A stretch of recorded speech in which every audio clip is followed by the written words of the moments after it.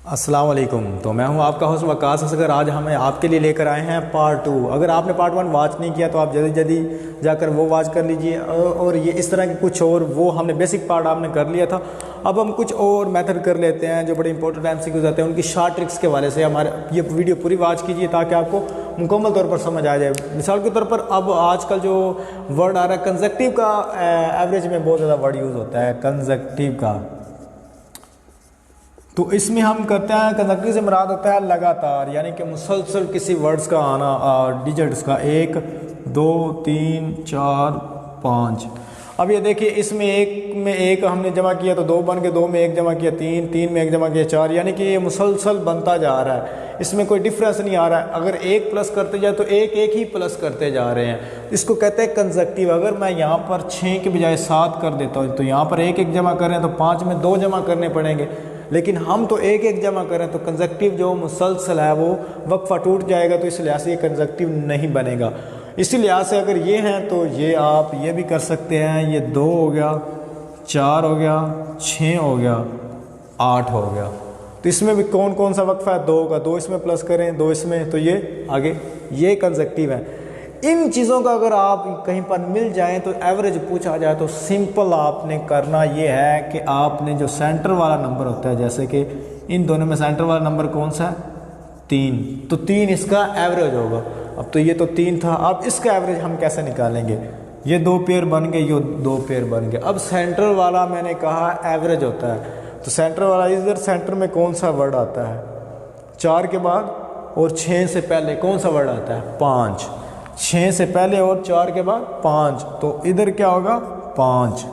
ये आपने लॉजिकली सोचना है, तो इसका जो एवरेज होगा वो 5 होगा। अगर हम दूसरे मेथड से करें तो आप इसको वैसे भी कर सकते हो, 2 जमा 4 जमा 6 जमा 8, इसको इधर जमा करें और जितने 1 2 3 4, तो कितने बन गए? 4 पर इसको। अब इसको आप डिवाइड भी कर सकते हो, 10 8 और 2 10, 10 और 10 20, ये 20 हो गया, और ये 4 4 5 20। तो ये हो गया ट्रांजेक्शनल में। अब हम कुछ क्वेश्चंस कर लेते हैं जो आते हैं एग्जाम में पूछे जाते हैं। तो जी हाँ, कंजक्टिव के लिहाज से ये आपको एक क्वेश्चन दिया गया है कि the average of 5 conjunctive number is 100, what is the average of 3 largest numbers. अब आप सबसे पहला रूल जो होता है किसी भी क्वेश्चन को सोल्व करने का, कि उसमें से आपने सबसे पहले तब तक उसका आंसर शुरू नहीं करना होता जब तक आपको क्वेश्चन समझ ना आ जाए। तो the average of the first conjunctive number is 100, यानी कि उसने कहा है कि 5 कंजक्टिव नंबर का जो एवरेज है वो 100 है। हमने क्या देखा था? 100 जो भी एवरेज होता है वो सेंटर में होता है, तो 100 सेंटर में हो जाए। अब 5 कंजक्टिव नंबर से मुराद ये होता है कि अब हमने इसके लगातार नंबर गिनने हैं, यानी कि 5। तो 5 नंबर्स कितने होते हैं? 101 कंजक्टिव है। अब 101 हो गया, 102 हो गया। अब 2 कंजक्टिव नंबर इधर हमने लगा देने और 2 ही पीछे लगा देने। ये हमेशा आपने रूल याद रखना है। एवरेज 5 अगर इधर 3 होते तो हमने क्या करना था? 1 इधर लगा देना था, 1 इधर लगा देना था, तो 3 बन जाने थे। अब 5 है, अगर 7 होते तो हमने इधर 3 लगा देने थे और 3 इधर लगा देने थे। अब 5 है तो हमने 2 इधर लगाए। कंजक्टिव से मुराद ये है कि लगातार, यानी कि 101 102। अब 2 ही पीछे लगा देंगे, इसमें से 1 निकालें तो 99 और इसमें से 88। अब देखें आप सेंट्रल नंबर 5 कंजक्टिव नंबर है। ये देखिए कंजक्टिव नंबर है ना, 98 99 100 101 102, इसका 5 कंजक्टिव नंबर है और इसका जो एवरेज है वो 100 है। मैंने आपको बताया था एवरेज आपका सेंटर नंबर होता है कंजक्टिव नंबर में से, तो ये एवरेज हो गया। अब सवाल क्या पूछता है? What is the average of 3 largest numbers.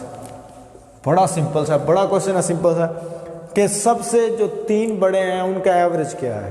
तो सबसे बड़े 3 कौन से हैं? 102 है, उसके बाद थोड़ा सा छोटा 101 है और 100 पूरा।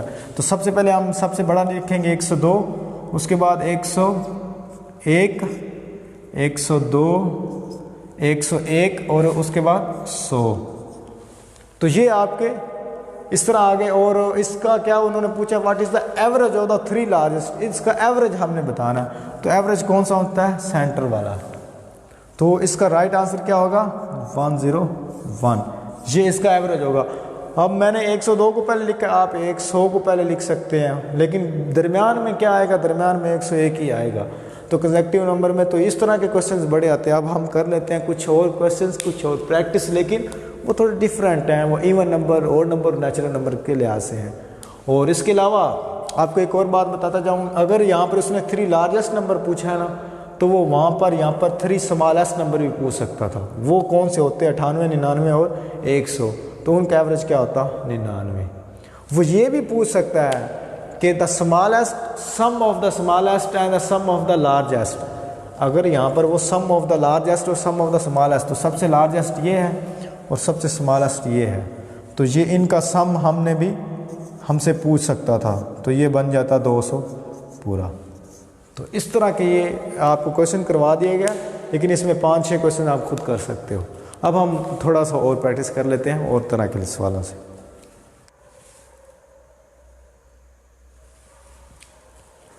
तो इवन की बात कर लेते हैं, जैसा कि अब इसमें इवन कौन सा होगा, ये मैंने इवन का पूछा है, तो इवन क्या होगा इसमें, 78 एक इवन है ना, तो इसमें एक 80 भी इवन नंबर ही होगा। पीछे आ जाए तो 76 होगा और 74 होगा, तो ये इवन नंबर है। अब हमें सेकंड लार्जेस्ट इसमें कौन सा है, वो 78 है, ये इसका राइट आंसर है। अब एक और बात, वो यहाँ पर सेकंड लार्जेस्ट की जगह हमें फर्स्ट लार्जेस्ट पूछ सकता है, ठीक है, फर्स्ट लार्जेस्ट पूछ सकता है, तो फर्स्ट लार्जेस्ट 80 है, लेकिन यहाँ पर वो फर्स्ट लार्जेस्ट की जगह स्मॉलेस्ट पूछ सकता है, तो स्मॉलेस्ट कौन सा, 74। वो ये भी पूछ सकता है कि sum of the largest and the smallest, तो 80 और इसमें, अब वो how many times the smallest and the largest, how many times का जहाँ लफ्ज़ आएगा, वो 80 को हम 74 से मल्टीप्लाई कर देंगे, टाइम से मुराद गुना होता है, कितने गुना हो गए। अब ये हम बात कर रहे थे इवन नंबर की, अब हम बात कर लेते हैं अगर यहाँ पर नेचुरल नंबर लगा दें, तो नेचुरल नंबर का क्या इशू होगा। वो सिंपल सी बात ये है कि अगर हम यहाँ नेचुरल नंबर लगा दें, तो यहाँ पर क्या आएगा, नेचुरल नंबर में सेंट्रल नंबर कौन सा, 77, तो इसमें नेचुरल नंबर सिंपली चला जाता है, उसमें कोई एक का वक्फा होता है, तो इसमें 76 और 75 आ जाएगा। तो नेचुरल नंबर में ये सेंटर वाला हो गया और ये सबसे लार्जेस्ट हो गया, ये सबसे स्मॉलेस्ट हो गया, और इनका ये इस तरह के ये कॉम्प्लिकेटेड भी क्वेश्चन आते हैं, लेकिन ये बिल्कुल सिंपल से हैं। आप अगर इनकी बेसिक आपको समझ आ जाएगी।